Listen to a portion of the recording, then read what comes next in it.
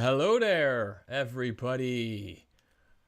Every two people that are watching me right now, hello there. And here we are again. I just have to pause my screen. Can somebody in chat tell me if audio is good, if video is good, if everything I'm doing is good? If not, also tell me. I've got my stream set up a little bit differently, meaning that I can now only see myself there and not there, which is really weird because now I have to look like that. And good to go, Juggle God. Thank you, Juggle God. So we're taking another look at Tales of the Valiant. I'm gonna move my screen thingy here because I need to see myself while I watch the camera. For some weird reason, I like watching myself. I have to do this. So what are we doing today? Grabbing my player's handbook somewhere. Where's my... I was prepared. I swear I was prepared.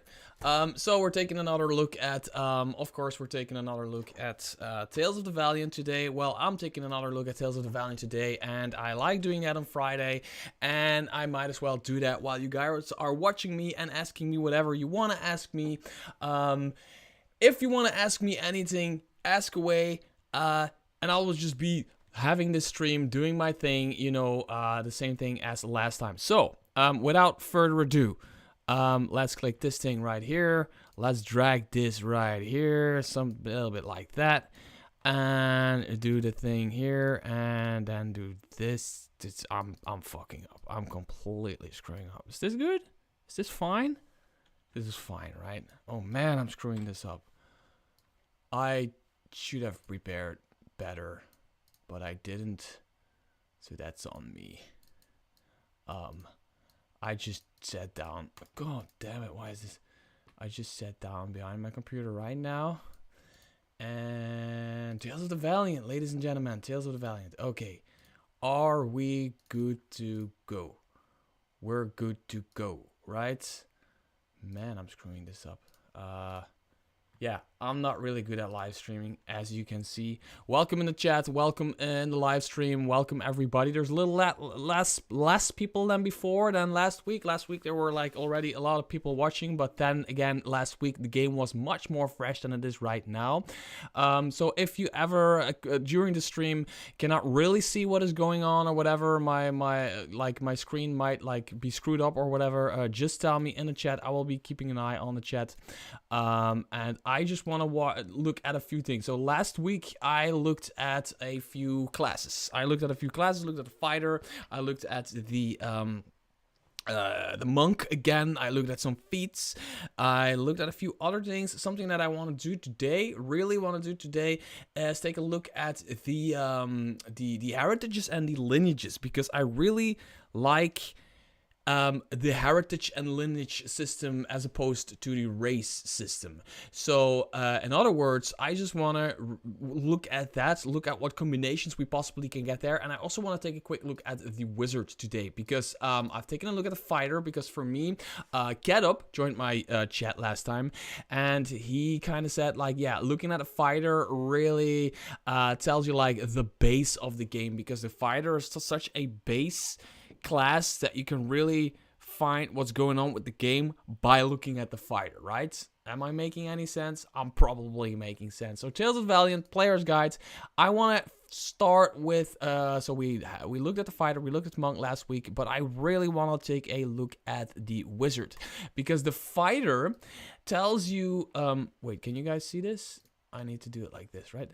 Because the fighter tells you, what the game is about in the martial way, but the wizard to me is the class to take a look at when you want to kind of figure out what spellcasting feels like and what it is and all of that stuff. So the wizard with some awesome dwarven artwork right here. Is there anybody watching? Oh, there's at least 2 people watching, which is great, right? Wizard, let's see what they did differently. Oh, there you are. Even good morning. Well, morning for me anyways. Yes, I started the stream a little bit earlier than last week, and I can already see there's not a lot of people in here. It's probably like that 1 hour difference that makes it so that people aren't really able to watch this. Also, the game isn't really fresh anymore, meaning that there's probably less people interested in my opinion anyway, because I'm just a guy on the internet talking about a game that's already like 2 weeks old by now, right? Yeah, the Wizard. I really want to take a look at the Wizards. And I have my broken player's handbook right here. Yeah, it's an old one. Hello, Kurai, and hello, Rampelstiltskin Productions. Rampelstiltskin. Dude, I have read your name 1,000 times across like the last couple of weeks because we've been chatting on Discord. Also, anybody who wants to jump in my Discord, link in the description below. My Discord is open for everybody. I'm always there, roaming, talking to people. But that Rampelstiltskin, is it Rampelstiltskin Productions? Good morning to you too.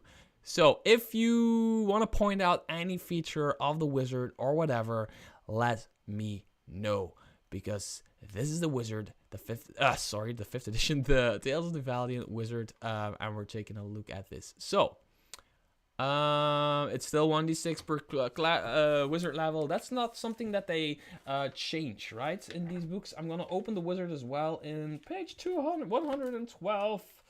If I still have a page 112, because my book is falling apart. Man, I'm bad at live streaming. So the first thing that I'm seeing is that the Wizard progression table is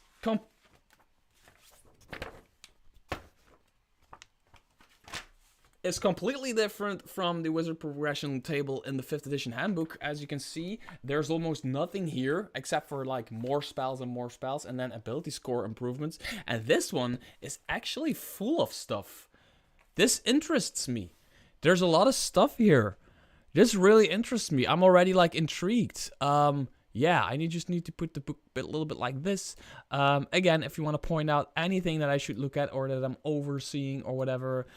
Already, I like that rituals are separate class of spells on the class table. Oh, is it? Cantrips known and rituals known. Oh, yeah. Oh, I like that. That's a good one. Separating that, yes. But how does that work? Does that work like, are some spells able to be cast as a ritual? And then can you then say that I have... like, I know 2 first level spells, and although they can both be cast as a ritual, I only know one of them as a ritual. Is that how it works? I want to know how that works. Preparing spells, casting spells, rituals. You can also cast a type of long form spell called a ritual. Rituals don't need to be prepared and they don't use up spell slots. At first level, choose 1 ritual from the arcane ritual list. See arcane ritual list in chapter 7. You learn more ritual at higher levels as shown in the rituals known column and the wizard progression table, but only from a circle of which you have spell slots. Rituals can you learn don't count against the number of spells you learn each level. Rituals are contained in the spell book alongside your regular blah blah blah blah. I like that. Now, this is what Tales of the Valiant to me is all about, right? It isn't game breaking. It isn't redefining a game. It isn't like trying to reinvent the wheel at all. And I've been on the fence about that. I've been like on and off the fence about that. On one side, on the other side, on the fence. But I'm landing on the position where I'm like, yeah, this is what Tales of Valiant is all about. It is basically creating a homebrew 5th edition and slapping one title on that kind of like overlaps the entire series of books, if that makes any sense. Instead of having like 1,000 books, but all like different layouts and all that stuff, Tales of the Valiant is just like one flagship kind of thing. Okay, so rituals are a separate thing. That's the first thing I'm seeing, and the Wizard is getting a shit ton of features, judging from the judging from the progress table. So we're going to just scroll a little bit. So we start with Arcane Recovery, Spellcasting. We know what that is. We know what Spellcasting is, although it might work a little bit differently than it would work in 5th edition. I don't want to go too deep into that, unless somebody in the chat says I should look at something. Also, the title of the stream is also Ask Me Anything. If you want to ask me anything, I'm right here. Just ask. Yeah, you can also always toss me $1 by becoming a member of my channel, supporting me on Ko-Fi, or sending like a super chat kind of thingy if you really want to grab my attention and support me financially, and actually buy me a coffee because I'm drinking water because I'm too poor to pay for coffee. Magic sense. Let's just get in there, right? You learn to perceive magical workings. As an action, you can open your awareness to detect magical forces. Until the end of your next turn, you know the location of creatures with spellcasting ability, ongoing spell effects, or magic items within 30 feet of you. If the magical effect is the result of an ongoing spell, you learn which schools of magic, blah, blah, blah, blah. This sense can penetrate most barriers, but is blocked. So this is now a... Did the wizard get that at second? No, the wizard doesn't get anything. The wizard, like... only gets stuff he gets from like his subclass or from spells in like this vanilla D&D, right? So here there's arcane recovery and spellcasting. Then at second level there's an arcane tradition, and then there's just like arcane tradition features and ability score improvements, and that's it. At level 20 there's a signature spell. That's kind of it, right? So, yeah, good to have this. It kind of resembles the mechanic kind of thing, but they do it with magic items, if I'm not mistaken. They know what a magic item does, which I'm not a big fan of. Also, this magic sense... it is a second level wizard feature, and I don't know if I like my players always having... like, if you have a wizard in your party right now, and a mechanic is in your party right now, you cannot really surprise your players with magical means, if that makes any sense. So, one player knows what a magic item does, and the other player knows like ongoing effects, magic items, same thing, magical effect result. So both of them just always know what's going on magically. Just gonna read the chat really quickly and see what you guys say. Yes, it does appear that way, getting its own list, but I think Cleric loses the flexibility of preparing different rituals per rest. They know only certain rituals per level and keep using them. Yeah, that's my read on the cleric ritual casting on the cleric class. That actually makes sense. So I don't really like. I've said that it is in another video. I don't like my players just walking around with radars and just knowing everything. For example, dumb example. I'm like, for example, there's the One Ring in Lord of the Rings, right? The One Ring defies the story. Gandalf has researched the One Ring for many years of his life. I know he's like thousands of years old, whatever. And he kind of starts, before the Lord of the Rings, he's kind of like, I think Bilbo's ring is the One Ring. And he kind of like, look at the ring. He doesn't immediately know what the ring is. He's been studying that thing for such a long time. So I get it if you use like magic items up to a certain level of rarity or whatever, that you can that some players like a wizard, like a mechanist, know what is going on there. But I think like legendary items like the One Ring, they drive the story, and it doesn't make sense to have players walking around with a radar and be like, oh, that's the One Ring, just the One Ring, this is it, this is One Ring, found it. That's just, for me, it feels a little bit weird. So what I'm going to do as a game master is I'm going to allow these things. I don't want to take them away from players, but because these things define what players can do. I just want to do it up to a certain level of magic item. Need to still figure that out, but like super legendary things, nope. The magic is too strong. You cannot figure that out at level 2. I'm just sorry. There's some more people who joined. So there's 8 people watching right now. Awesome! I agree with your points on not liking them, not to be surprised. With wizards and bards having the same spell list now, you have got to give the wizards something. Otherwise, they risk becoming obsolete. That makes sense, yes. But I don't Luke Boomstark. I don't necessarily agree with the fact that giving somebody something for the sake of giving somebody something doesn't make it a good feature. I don't think it's a bad feature. I just think it should have been limited in a way. X amount of times per day. Oh, you can use this feature a number of times equal to your proficiency bonus plus 1. That's better. Like legendary items, the One Ring, no fucking way. Nobody knows what the wrong One Ring does unless you're like a level 20 wizard. So unless you're like Gandalf or whatever. Wizard subclass, or there's a few subclasses. I'm really curious what those are. Improvement, rote spell. That's a weird. Your continued practice of spellcraft has honed your mind, allowing you to affix a limited number of spells called road spells in your mind. Choose one first circle, this level, first circle spell from your spellbook, and that spell is now a road spell. You always have a road spell prepared, and it doesn't count against your numbers of spells you can prepare during a long rest. Casting the road spell still uses a spell slot as normal.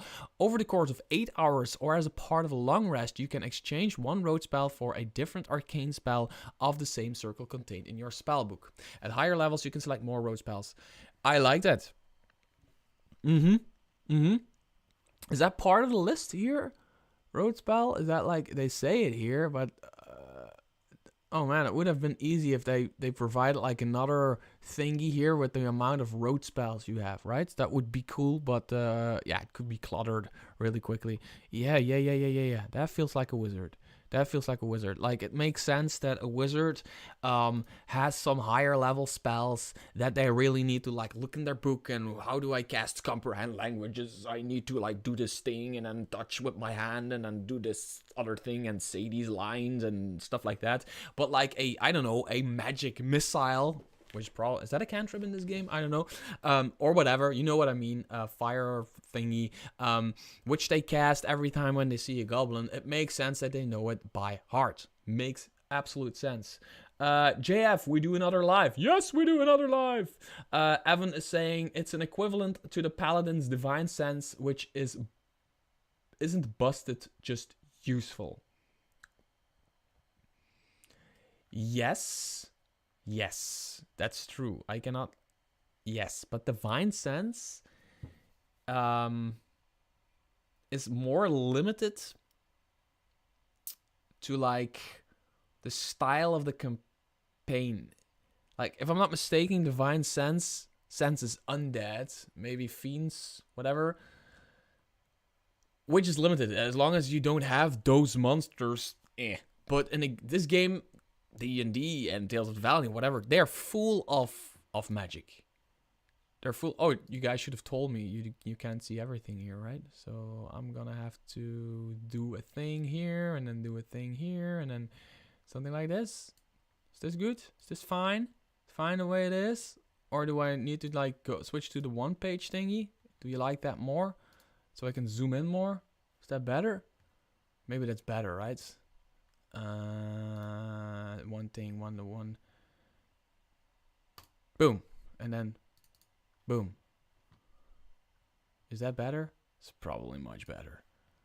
Yeah, that's better. I can even like do oh shit. I'm fucking up. Screwing up. Like something like this.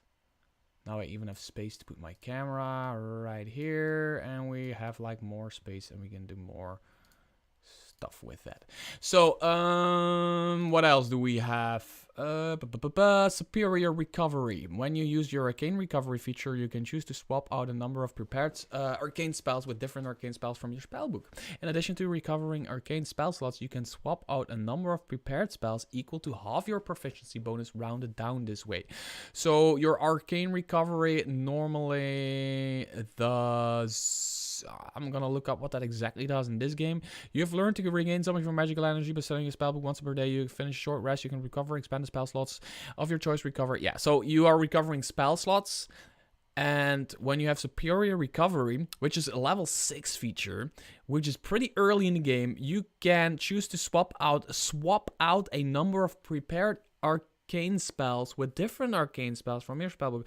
Okay, so you become more of like a swap wizard who swaps much more. A feature I've always liked about the wizard is that you kind of like choose up front what your spells are and you kind of stuck with them for a while.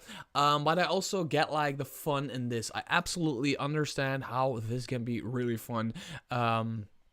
Spell Guard, your knowledge of magic allows you to better assess the intentions and power of hostile spells and spell attacks, increasing your chance to avoid their effects. You have advantage on saves against spells and resistance to damage dealt by spells and spell attacks. Yeah, that's a good feature. Yeah. Okay. Any questions? Anything I should look at? Let me see.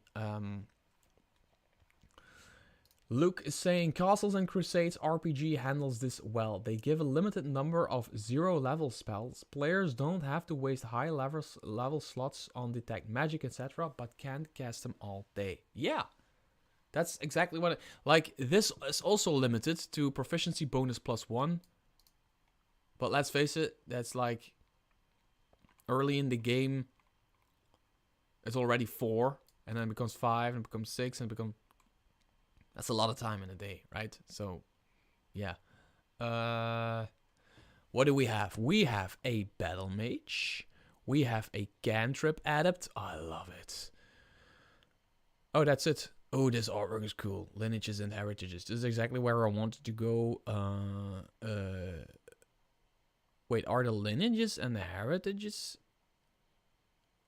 after the classes? Why are they after the classes? Shouldn't you just pick your lineage and heritage before you pick your class? Anyway, Cantrip Adept. It's easy to dismiss the cantrip as an unsophisticated afterthought applied by hedge wizards, but clever, cautious wizards sometimes specialize in these humble magics, while other mages must wield the use of their magic, weigh the use of their magic resources. Cantrip Adept is this is cool. I like the idea of Cantrip Adept. I like somebody who's becoming better at casting cantrips. Yeah. Lineage and heritage should be before the classes. Yeah, I wholeheartedly agree with that. But they do everything with a reason. They're the game designers. They're the book designers. They probably had a good reason for that. When you cast an arcane cantrip that has a casting time of 1 action, you can change the casting time to a bonus action for that casting. You can use this feature a number of times equal to your proficiency bonus, and you regain all uses of it when you finish a long rest. Now, that I like. That I really like. When you read it, kind of sounds like a dumb ability, like, oh, get a bonus action instead of an action. Ooh, that's actually a big deal. Yeah, love it. You learn 2 cantrips of your choice from the spell list. Oh, this is also a level 3. Of any magic source. For you, these cantrips are count as... Oh, from any magic source. Shit, this is a cool class. I want to play this class. So you pick a wizard, but you can still pick, like, I don't know. Is there a healing cantrip in this game? Does anybody know if there's a healing cantrip in this game? Please tell me. I don't want to look it up because there's too much to look up already. Don't like only having 2 subclasses so far. Yeah, 2 subclasses. I don't know. There's probably more coming. You learn 2 cantrips of your choice from the spell list of your... For you, these cantrips count as arcane cantrips and don't count against the number of cantrips you know. In addition, any cantrip you learn or can cast from any source, such as from a lineage or talent, count as arcane cantrips for you. I like this class. I really, really do. I like this flame balls here. Like, is there like a cleric healing cantrip in this game? Does anybody know that? Because that would be really cool. Just building like a wizard that kicks insane amounts of ass, but when he needs to, he can just do like lay on hands. Whatever, something like that. Yeah. Versatile cantrip. When you finish a short or a long rest, you can replace one arcane cantrip that you know with another cantrip from your list of available cantrips. Good. I don't see one in the divine list. Oh, okay, that sucks. But it's still cool. It's still cool. Still cool that you can pick cantrips from other classes. Like, it's like almost like it feels a little bit like multi-classing without multi-classing, right? So yeah, I love it. I love it. I love the wizard. The wizard, to my opinion, until like I've seen the monk up, like I've seen the fighter. I've taken a look at some other thing. What else? What other class did I see? I saw another class. Oh, the paladin. The paladin is like completely almost the same as vanilla 5th edition. This one is like the most different up until now. It's really different. Yeah, have I been streaming for 33 minutes already? Oh shit. Everybody, by the way, welcome to the stream. If you're watching and you haven't hit the thumbs up yet, hit the thumbs up. Hit that heart in the chat. That helps me out as well. But hit the thumbs up under this video. It helps the stream out. Helps the algorithm out. And if you want to support me, you can send me a super chat. Just costs you like $1, maybe $2. I don't know how much it costs. And it supports me. You can also support me on Ko-Fi. Buy me a coffee, which will gain you absolutely nothing. And I will just be able to buy a coffee, basically. Or two, depending on how many hundreds of dollars you decide to spend. So then there's lineages and heritages. This is weird. This is the weirdest stuff ever. Is like player's guide. This is so introduction. Chapter 1, character creation. Chapter 2, character classes. Chapter 3, lineages and heritages. Why would you choose? I want to know the reasoning. I really want to know the reasoning why character classes is after the lineages and the heritages. I want to know the reasoning behind that. I find that weird. It's not unusable or anything. I'm just nitpicking like I always do in live streams. But why is it? Character creation. Step-by-step character creation. Step 0, gather materials. Create a character concept. Choose a class. Determine ability scores. Point by. Choose a heritage. Choose background. Oh, choose a lineage. Okay, they say that you should choose a lineage. They say that in the introduction thing, you should choose a lineage and then a heritage. But why is it, though? Why is it? Is it because you... I don't know. I really don't know. Is there anybody? Yeah, Evan, you're saying horrible design choice. I don't necessarily agree on that. I just don't know why. I think they have a reason for that, and it might be to like at the moment there's a moment where you get like a +2 on dex or a +1 on strength or whatever, and that comes in a different time in this game than it comes in 5th edition. At least that was for the thingy, for the tests, the alpha, whatever. I thinking it's because people imagine who they're going to be in a campaign before their class. Yeah, but then you should choose your lineage and heritage first. You should, like, you don't say I'm a fighter elf. You say I'm an elf fighter. Is that me just nitpicking? Is that me just being negative? Like, I'm just gonna click something here. A fighter, right?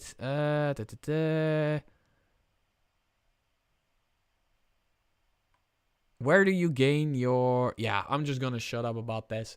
It's probably with a reason, and I don't know which it is, but somebody will probably tell me why it is. Beep, beep, beep, beep, Lineage and Heritage. So I really love Lineage and Heritage. I've been loving this ever since I read An Orc and an Elf Had a Little Baby. That's a 5th edition book you can get on DriveThruRPG or DM's Guild. I don't know. It's called An Orc and an Elf Had a Little Baby. I think there's 3 editions of it at this very moment in time. And it is kind of the same idea, but it's also different. It is just you can choose your mom and you can choose your dad, and you can choose what race your mom is or was, and you can choose what race your biological dad is or was. Which is kind of the same idea. It's not entirely the same idea, but mechanically it's kind of the same idea, because you have like 2 different races and you build your own sub-race. And with Lineage and Heritage, it's, you can kind of mechanically you can kind of build the same thing, which I really like. You can build a completely, totally stereotypical dwarf, or you can build a dwarf who is I like that they have a gold dwarf here. I really like. We don't see those often enough. We don't see gold dwarfs often enough. I love gold dwarfs. So basically, a lineage is your blood, and a heritage is who or what or whatever brought you to become the person you are. Meaning that you have things from both. So the lineage gives you your age, size, speed, and some traits. Beast skin. Holy fucking shit, this is cool. Born between civilization and the wilds, beast skin are as varied as the animal kingdom itself, sometimes called wild king or werefolk. Beast king universally share the bipedal of humans, elves, or dwarves, but have pronounced traits of a specific beast, such as a hawk, wing, a scorpion's tail, rabbit's ears, all eyes, a crab-like carapace, razor-sharp shark teeth, or bony ox horns. Some beastskins show only slight bestial features, while others resemble bipedal versions of their animal kin. Love it! I love this. Beastskin lineage. Your beastskin characters' ages. Well, this is a difficult one, right? Age, they say you're reaching adulthood within 5 years, but you can live up to a century. But wouldn't that like be something that depends on what beastskin you are? Because you could like resemble a freaking, I don't know. You could resemble a hawk like this one, or you could resemble a praying mantis. I don't know, just saying so, just top of my head. Size is medium or small. Speed is 30 feet. Proficiency in either the perception or the survival skill. You have claws, horns, hooves, fangs, spines, or a similar adaptation that serves as a natural weapon. Work with your GM to determine what type. Very important. I like that. They put that in there. And then a natural adaptation. You inherit one of the following traits determined by what kind of animal characteristics you want your character to have. Avian, agile, aquatic, or sturdy.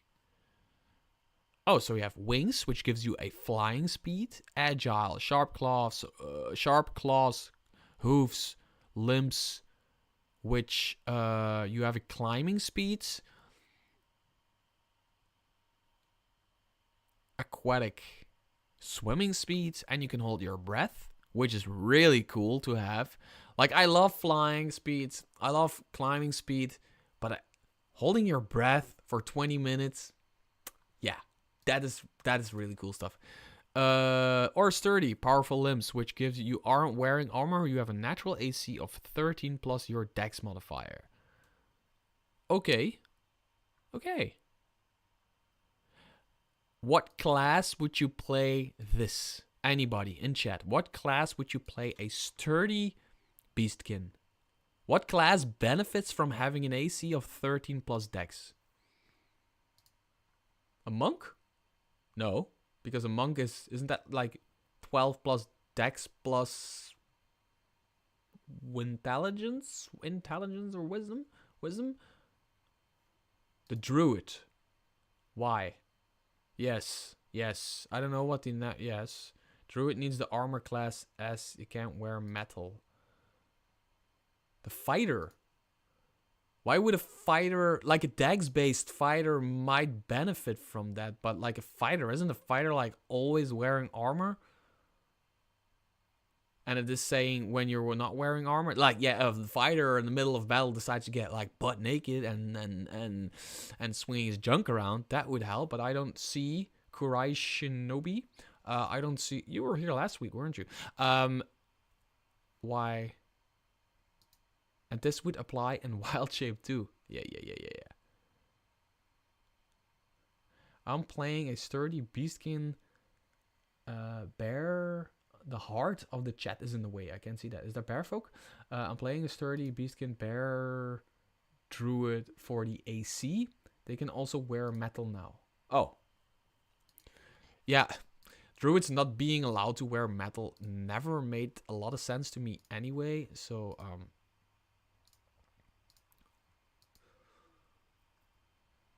Rogue wouldn't mind it, especially at earlier levels. Maybe, yeah. Possibly I was also thinking barbarian, but that's because I like barbarians. Yeah, I need to look at the barbarians still, because I also really like barbarians. Dwarf lineage.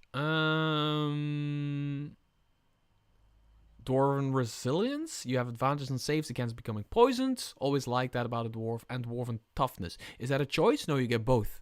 You get both. Oh, your hit point maximum increases by 1 every time you gain a level. That's cool, because now it is like it is not for a certain type of dwarf. It's not like, oh, I'm a gold dwarf or a hill dwarf or a shield dwarf or a whatever dwarf, and only like the hill dwarf or the mountain dwarf gets the toughness. Or but stacking this with like a toughness feat or whatever could really be cool. There is the elf. Magic Ants and trans don't need to sleep, which just comes like every time when I read the trans bit, like in 5th edition, where elves don't need to sleep, read, or don't need to sleep or like eat or whatever. I'm always like, when I read it as a GM, I'm like, oh, okay, fine, it's just a little silly feature, or just but then while playing and running a game, it's really powerful, because it's really hard to surprise my party while they're having a rest if there is an elf around. So that's actually a much better feature than some people give it credit for. There's the human, because there's always humans. Ambitious. You gain proficiency in 1 skill of your choice, and you gain 1 talent of your choice. So 1 feat. This talent can be from any of the talent lists, but you must meet the talent's pre-requirements if any are required.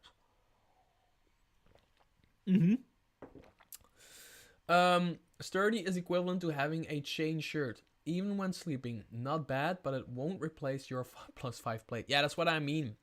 Like that sturdy thing, it is really situational, and there isn't, like, maybe in earlier levels there are, but at somewhat like at tier 2 or whatever, there aren't like a lot of people that benefit from that. And I don't know, the sturdy, in addition, you count as 1 size larger when determining your carrying capacity and weight, so it won't like work in all campaigns. Well, it will work flavor wise, but it won't like work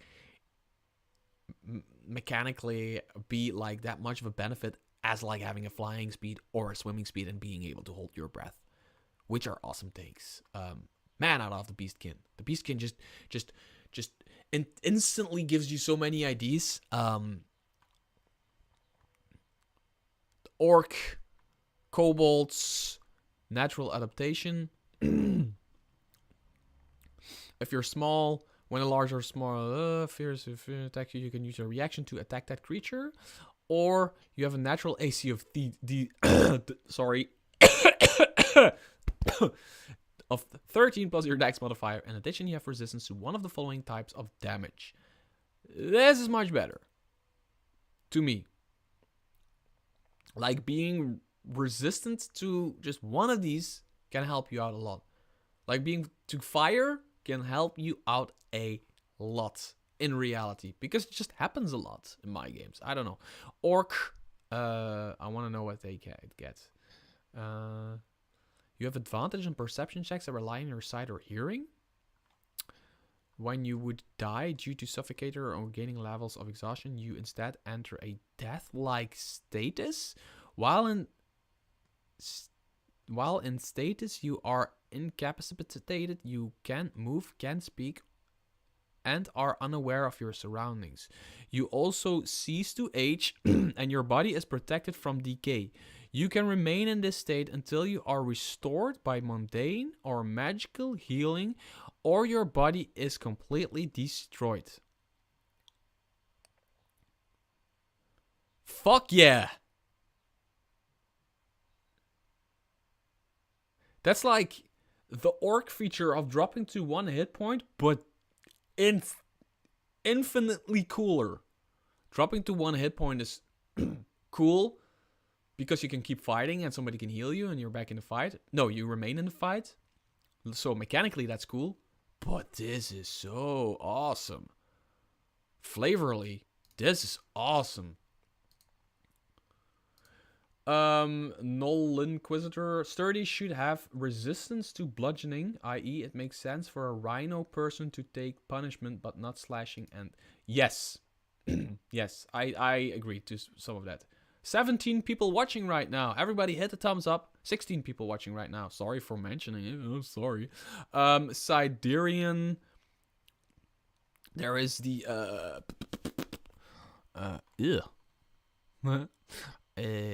small folk. Small folk. Nice. Small folk. Oh, is that it? Isn't there like a I was actually what was I expecting? I was thinking about something. Isn't there a bear folk? Like this is, well, I want to say this is Midgard, but it isn't officially. But let's be real. That's Midgard, right? So am I missing a bear folk? Small folk? I like this. This is cool. So if I want to play a bear folk now, I might have to play a beastkin. And then just be a bear, a sturdy beastkin. Okay, yeah, it's an open-ended system. It's cool. But I don't know, flavor-wise, to set it apart, Cobalt Press, give the bear folk some love. They're not in here. But the Kobold is, of course, and the Orc is, of course, the Siderian is, of course, small folk, which are basically halflings. I need a drink. My throat is absolutely killing me. For some reason. Thank you for checking in, everybody.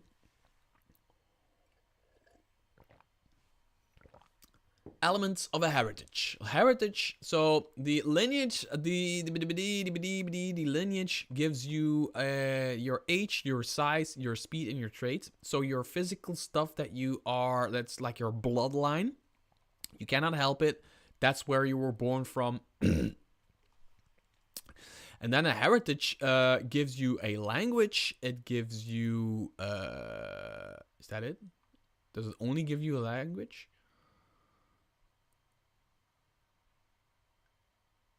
Does it only give you language? Or does it give you more? Cloud heritage, cottage heritage, it gives you more. Cosmopolitan heritage deals heritage, Fireforge.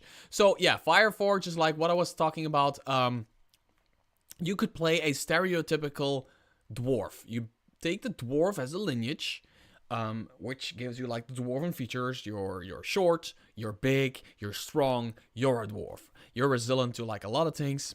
And then you take the Fireforge. Fireforge heritage characters were raised with the values and traditions of crafting communities dependent on the resources found in fiery and often inhospitable locations. Dwarven legends are united in the belief that the best metal crafting is done in the fires of the earth. So this is a very good heritage to take as a dwarf if you want to play a dwarf. You gain proficiency with smithing tools, double your proficiency bonus with ability checks you make use with them. In addition, you know the mending cantrip, always fun to have. Mending cantrip. Resilience. Lifelong exposure has made you resilient to the effects of severe heat. You're resistant to fire damage. And you know the common language and one additional language of your choice. So what you could do here, easy money, baby, is you could also like play, this is gonna sound weird, you could play a kobold, right? And you're going through the mountain and you were like digging away and finding precious magic items, and then you were attacked by a bunch of dwarfs, you and your party, and they killed everybody except you because they thought you were dead. But then you stood back up and you begged for your life, and they one of the dwarven kids really started actually liking you, and you were raised among the dwarfs, among the Fireforge, which gives you a Kobold lineage and gives you a Fireforge heritage.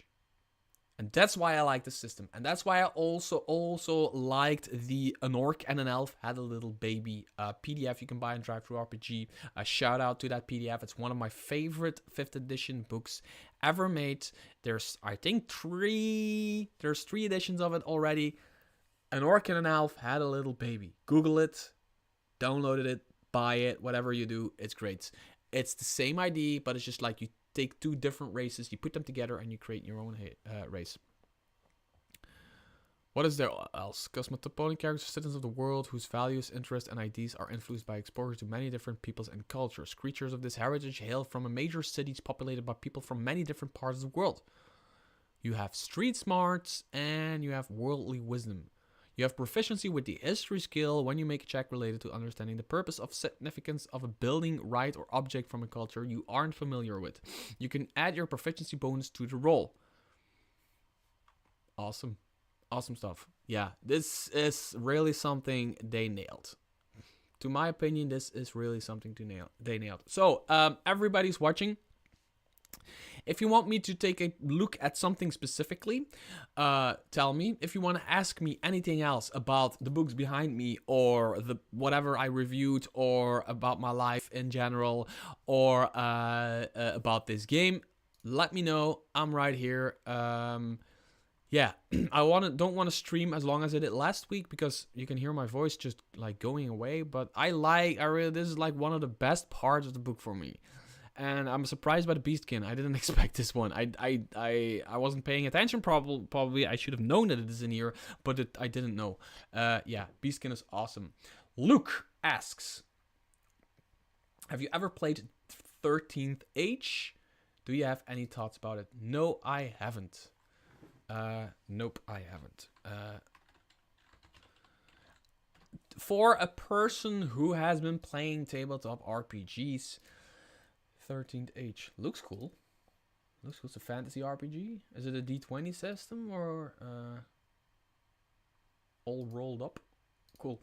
For somebody who's been playing fantasy tabletop RPGs for over 20 years now, I've played few games. I've played 3.0 D&D, 3.5 D&D, 4th edition D&D, 5th edition D&D. I've played some Pathfinder, not a lot, like the previous one.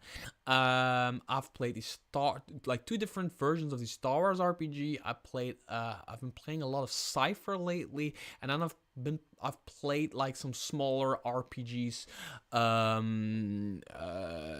like the Pokemon RPG, one of the earlier Pokemon RPGs, and one that I want to really give a shout out, a hidden gem, a real hidden gem. I don't talk about this nearly as often as I should. Drakkar, by my good friend JVC Perro. JVC Perry. This just a little intermezzo while we're doing this. Hi. Drakkar is a micro RPG, and it is awesome. This is your character sheet. This is your ship sheet, and as you can see, you are a dude in space, or a girl in space, or whatever in space, and you have a Viking-like spaceship, and you are looking for a new planet to live on, and shit goes wrong. Like really, really, really, really wrong. And what you do is try to survive long enough to find that planet. Now, spoiler alerts, it's really hard. It's meant for you to die in space, basically, because it's like a one-shot thing. It's just toss it on the table and you play it. And the awesome thing about it is I don't have them at hand, but everything is decided with domino rocks, like the black rocks with the white dots with like the 1 and the 2 and the 3 and the 4 and the 5 and the 6 on it. You have to lay them on the table. You have to like pick one and then you put that on the table, and that decides what happens. That decides all of the outcomes of this thing. And it is really, really lighthearted, roleplay heavy, shit hit the fan, space, sci-fi, Viking feeling. And if you ever can miss a few bucks, my friend JVC Parry has worked really hard on this, and this is really, really good. I played this with JVC Parry as my game master, which I'm still really proud of. So big shout out to that. Oh shit, you guys really started talking, right? You have ever played 13th Age? So, Luke, no, I haven't played 13th Age. Thank you for doing the Ptolis stuff, and I am long forward to more of it. Yes, Kurai, I was actually preparing a, the book is right here. I'm preparing more Cypher videos next week. I want to do 3 Cypher videos next week. Like, a week of only Cypher content. That's my plan. Next week, Cypher content about Ptolis. And next week, I think Wednesday, I will be doing probably a video about like the adventures that are in the main book. Like the small adventures and how the game design is so good where they really tie the adventures together in a good way. And it's not just like a bunch of loose adventures that you need to figure out yourself how to tie them together. No, they do that like partly for you. Yeah. So about that, I love the Monster Vault. Just discovered the hardy trait for dinosaurs. The hardy trait for dinosaurs. Scott Brown. Okay. Writing that down. I want to look at that. Let's take a look at that in a bit. Hardy. My pen doesn't work, so I'm gonna remember that. Using dominoes, that's awesome. Yes, the domino system of Drakkar is absolutely stellar.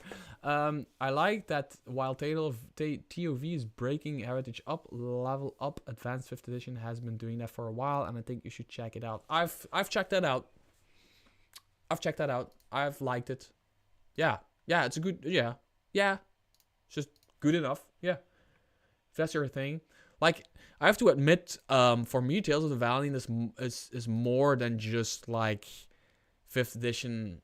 For me, it is also, like, partly because it's global press. And because they just do a lot of the stuff right in terms of flavor and everything. I don't want to review this pure in a mechanical way, because you can find stuff that you don't agree with in every game, right? In every gaming system.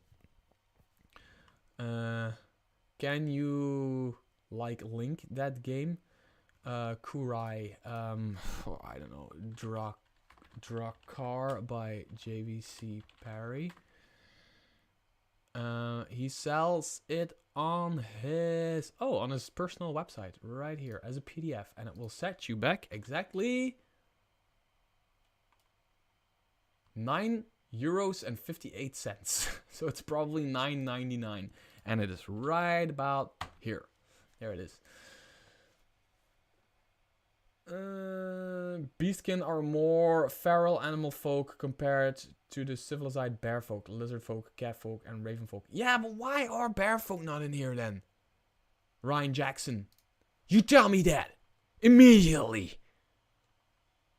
I miss you, bear folk. I really want you in here. So have I missed something? I love the monster vote.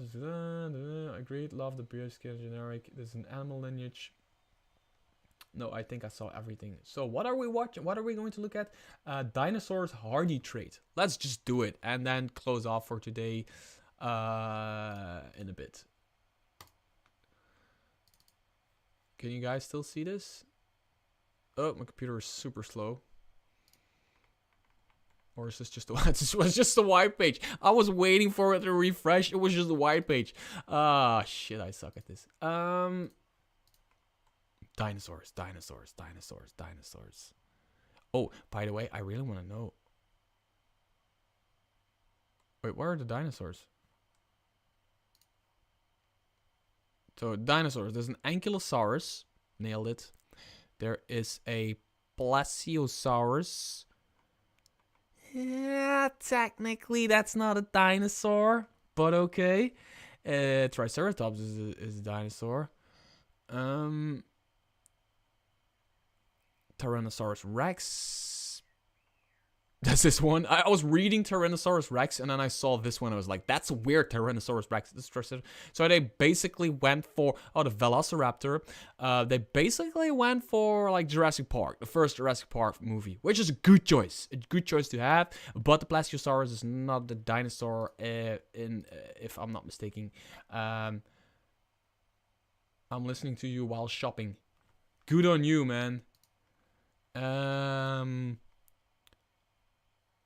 Maybe they are making them a Midgard thing. Yeah, that could be a Midgard thing, yeah. So, Plesiosaurus, not really dinosaur, but okay. Ankylosaurus is in here. And what was the hardy trait? Any critical hit against the dinosaur becomes a normal hit. That's actually pretty damn good. That's one of those things you read that and you're like, okay, it's cool. It's cool. But you can tease your players with that so much. Just like, oh, you hit a critical 20. You just do you. Hit a critical 20. But just to remind you, you're trying to hit a freaking this thing. Or you're trying to hit a freaking this thing. It's just a walking shield. Right? With like a morning star attached to it. That's basically what an Ankylosaurus is. It's a walking shield with a morning star attached to it. Yeah, thanks for pointing that out. So, any monsters I should check out? I checked out the dragons last time. I checked out the ooze last time. Any more people who are in the chat? Any more? I was again here in the white. Monsters that I should quickly check out before I leave this stream, because we've been streaming for 65 minutes, which is long enough. So much. Sorry, Rogue. Your sneak attack does not double damage. Oh shit! Yes, because it is technically not a critical hit anymore. Although, yeah, pure grammatically, it doesn't even. Oh shit! You cannot sneak attack a dinosaur. The Rosk has a ranged attack now. Okay, I need to see that. I need to see what mom can do. Where's my mom? Here is she. Here she is.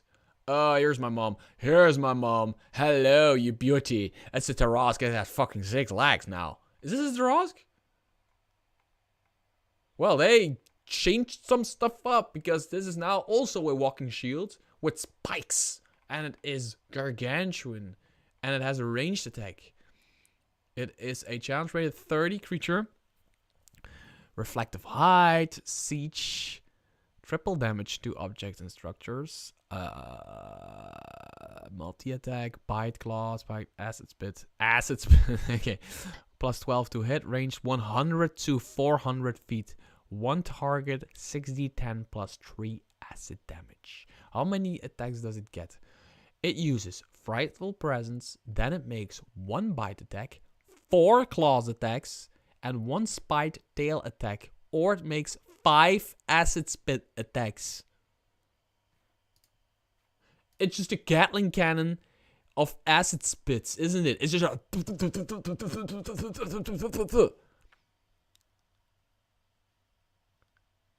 Holy shit.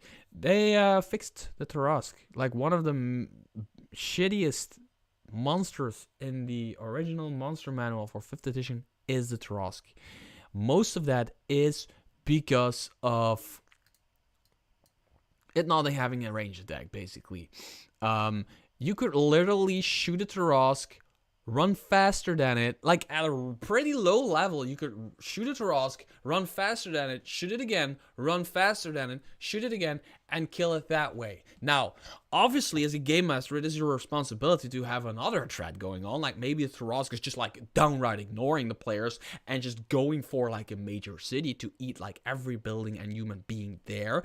And it is not your task immediately to like kill it as quick as you can, and it's not like trying to catch you because you're just like a little person with bow and an arrow, but technically you could outrun it and keep shooting it. Now outrunning it, this has a 400-foot range, so it will probably not work. While running Empire of the Ghouls, I had a chance to run both a Monster Vault All-Bear and one from the Monster Manual in the same fight. Quite different, and I enjoyed the Monster Vault version a bit more. I never had the idea of using two creatures, but two different stat blocks. One from Tales of the Valiant, or, I don't know, one from Tome of Beasts, or whatever. Whatever, Tome of Beasts or the Creature Codex, sorry. One from the Creature Codex or Tome of Beasts, and one from like the vanilla 5th edition book. That's actually a pretty cool idea. Just have like two versions of the same creature working together. Why haven't I ever come up with that, Luke? I don't know. Now, talking about the Tarask. Give me 1 second, because I want to pitch another book. If I can find it. I want to pitch a book. Don't run away. Don't run away, please. Don't. Fuck, where is it? Oh, got it. It's an old one. It's an old one. But it is a cool one. It is. Okay, here we go again. Pitching another book. I'm here to help the little guy out. Book of the Tarask. I reviewed this when I still sucked at what I'm doing right now. Like more. And it's a 5e book. About the Tarask. And it completely fixes the 5th edition Tarask. And it gives you encounters. It also gives you a baby Tarask. So a lower level Tarask. And it even goes on like about like what it is what it's like inside of a Tarask. Like you can end up inside of a Tarask in different locations. And those locations do different things while you are going through its system. It's a really cool little book if you want to make the Tarask a little bit more interesting and you don't want to use the Tales of Valiant version for whatever reason, but just also goes a little deeper into like what the Tarask is and everything. This is a really cool book. Book of the Tarask is cool. I have a review somewhere, awkward, old, crappy review, but I have it. One was listed in the adventure as a male, the other as a female. This is where I got the ID came from. Yes, that's actually a pretty good idea. You make like 2 all-bears and one, yeah, good one. So anything else I should take a look at before I end the stream? Like, next week I'm probably looking at other stuff. No, let's do it. I'm gonna take a quick look at, I forgot what I wanted to take a look at. Oh shit, I forgot. Did the Giants get any cool stuff? There's golems, hacks, will-o-wisps, wicker beasts, wights, shield guardian. Nobody is telling me what to do, so I'm gonna go quickly to the NPC list, see what they have here. An acolyte, an acolyte, an assassin, an archmage, a bandit. So yeah, just like the basic stuff you need every now and then. A berserker, a cultist, a guy with a baseball bat, a druid, a gladiator, a guard. That is a cool artwork. Okay, then that was it for today. I just wanted to like look at the wizard. I wanted to look at the lineages and the heritages, and I wanted to take a look at maybe 1 or 2 monsters, which we've done. So I thank all of you for coming to my stream once again. You guys are pretty damn amazing. If you want to see me continue doing what I'm doing right here on this YouTube channel, it goes a long way. Like $1, $2, or even $5, they go much further than you think. So there's a Ko-Fi link in the description below. There is, you can become a member. Both of those things don't give you anything other than my eternal gratitude. Also, if you want to chat with me every now and then, jump into my Discord, completely free. Connect with me on Twitter. Links to all of that stuff is in the link in the description below. And I will end the stream probably right about now. Thank you so much for coming, and see you next time.